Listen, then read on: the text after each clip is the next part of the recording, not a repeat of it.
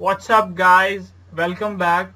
Now, do you remember this pattern? This was the pattern that we actually did in our previous lecture.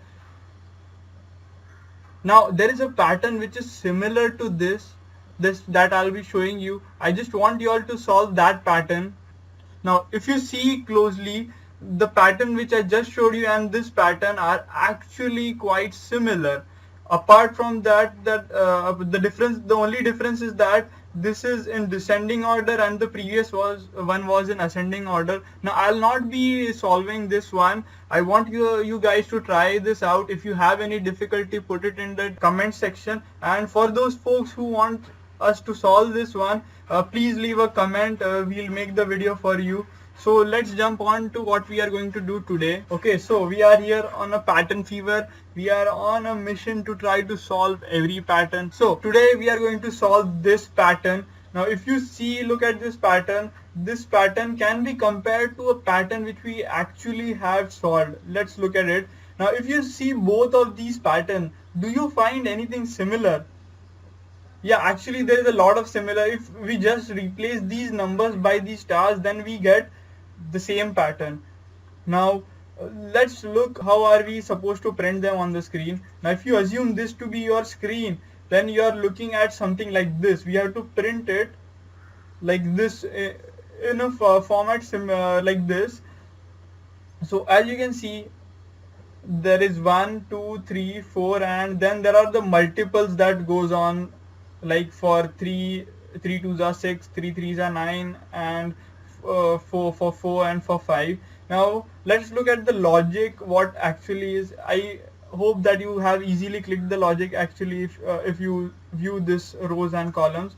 Now the logic is such that the answer to any value that we want to print is actually equal to the row into the column.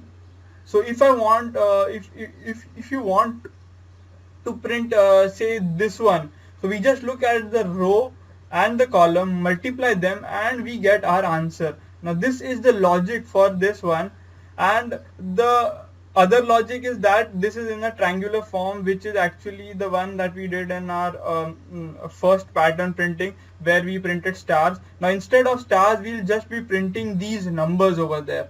So that's the only difference while printing. Rest all will remain the same. So let's quickly jump into the code and finish this very quickly. Now here I just created a pattern print 4.c and just did the necessary things like including the stdio for printing, and I have just written down our main.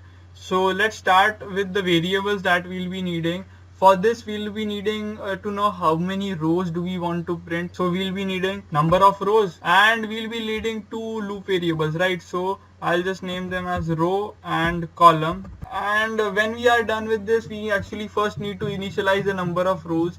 Now we'll say that we want it for just 5 number of rows. Okay, and as usual we need a loop for row printing and one for a column printing. So I'll just write down those loops. Okay, so now that I have written down the loops, now the outer loop is for the row. So we should start from the row equal to 1 and go until the number of rows that we want to print. And for the second loop is for the column. So we'll start from the column from 1, and we need to go till the column is actually equal to our row that we are currently on, right? So now that we have written this loop, now these loops are quite similar to the first pattern printing.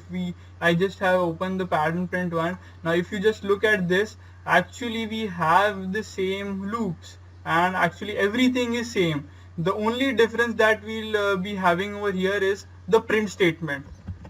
Now instead of printing star, what we need to print is, we need to print the multiplication of our row and the column. So I'll just multiply row into the column, and this will actually give us the answer that we want to print on the screen. Now I'll just put a space so that it's quite clearly understandable what is the number that we are printing. And after completed printing every row, we need to go to the next line. So I'll have a printf with a \n. So now that we have done with our code, now that we have completed our code, let's compile and run it. So as you can see that we have got the output that we desired. Now this was fixed for the 5 rows. Now I'll just change it and I'll say we want to print say 7 rows.